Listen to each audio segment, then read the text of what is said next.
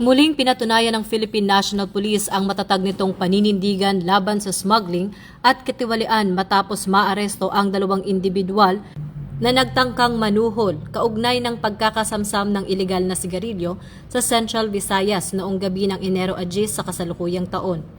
Nagsagawa ng intelligence-driven checkpoint operations ang PNP sa Barangay Poblacion Santander, Cebu sa pangunguna ng Police Regional Office 7 at katuwang ang Bureau of Internal Revenue na nagresulta sa pagkakasamsam ng 200 na kahon ng illegal na Oris cigarettes. Nagkakahalaga ng humigit kumulang 20 milyon at pagkakaaresto sa driver at pahinante ng shipment. Bilang pagpapatuloy ng investigasyon noong Enero 11, naaresto ang dalawang karagdagang sospek matapos tangkain na suhulan ang mga pulis upang maareglo ang kaso.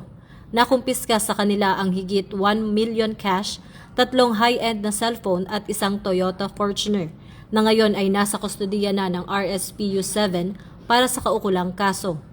Ayon kay Acting Chief PNP Police Lieutenant General Jose Melencio C. Nartatis Jr., malinaw na ipinapakita ng operasyon na hindi nagpapatinag ang PNP sa anumang anyo ng panunuhol at patuloy nitong ipapatupad ang batas mula sa seizure hanggang sa pananagutan, alinsunod sa PNP-focused agenda at sa adhikaing bagong PNP para sa bagong Pilipinas.